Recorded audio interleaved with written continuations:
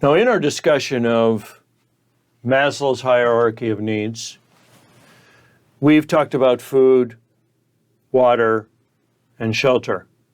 And then the next tier was relationships. But those relationships which provide us safety, security, and comfort existentialize based upon Bronfenbrenner's eco-sociological theory. And in that theory, we start with our primary caregiver. The primary caregiver is our experience as an infant, newly born. And the circles with our as our neurological development expands, our circles of support, theoretically, should expand as well. And hence, the idea of social psychology. Without the primary caregiver and the level of secure comfort achieved with that person, it is harder to move into effective social circles that provide us with the support, encouragement, and validation that we need in order to thrive. But without it, we can't move to the next level of the pyramid, which is self-determination, establishing goals, creating efficacy, in alignment with Bandura's theory of self-efficacy and achievement, and D.C. and Ryan's self-determination theory. So we're going to talk about different types of social psychology and the levels of support that are necessary in order for us to belong. Now, each of us might have a different idea on what a social framework should look like.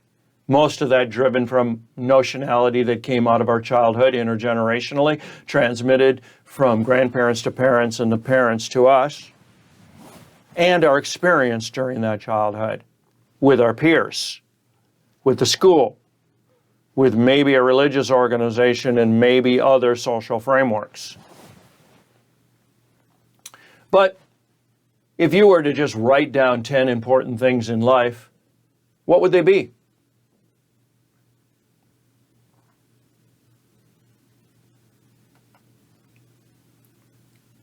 Well, when we're talking about social psychology, we're talking about the need to belong. We're talking about the stressors that are applied to us from our circles of belonging. So we're going to today talk about what is social psychology, what do social psychologists do, and the aspects of social psychology, which are attraction, attitude, peace and conflict, social influence, and social cognition. Attraction. How do we find others? Why do we find those others? How do we calibrate attitudes with others? Our ethical and moral framework of peace and conflict, and how does that affect the circles in which we are gravitated towards? The influence those circles have on us, and how do they have influence on us from group perspectives? And then our cognition associated with how do we navigate all of this using skills and strategy. Social psychology is a branch of psychology mainly concerned with understanding the effect of others on our thoughts, feelings, and behaviors. There are social psychologists who specifically study the sociology of interaction. Now, this is not to be confused with sociologists who study groups and the behavior of a group. We're talking about the psychology of the individual and how that individual is influenced by their social fabric of the groups that they engage with. So the level of analysis associated with social psychology begins with the culture and the environment.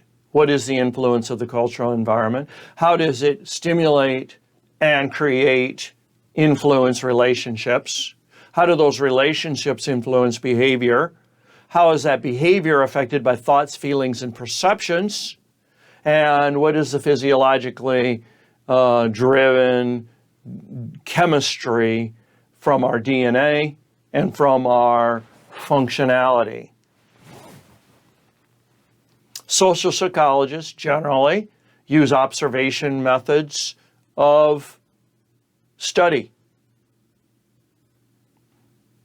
Durkheim, for instance, studied the Iroquois Indians in order to come to the conclusion that they were advanced sociological frameworks that did not have many of the childhood development, many of the bullying, many of the competing for resources, problems that we have in our modern society.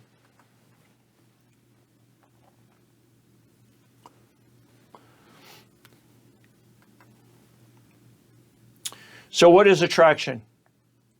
Attraction is the origin of attractiveness. Why do we find certain things attractive? How is that transmitted by our culture? The familiarity.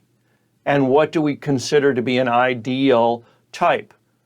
The signal of what is a good mate quality from a behavior and a physicality perspective. All short-lived, but necessary in order for pair bonding to occur and the species to procreate. Again, short-term, and we'll learn why it's exceptionally short-term. There are many generational attitudes that pass down from one generation to the other. These generational attitudes are associated with our social framework as we started to develop it in infancy and walk through our Piagetian stages of development. For instance, the baby boomer generation has a high degree of disdain towards immigration for some reason. We could study the baby boomer generation and how they developed their attitudes about immigration. And I'm sure that research is available to us. We're highly influenced by that in the modern era because the baby boomers still have power within society.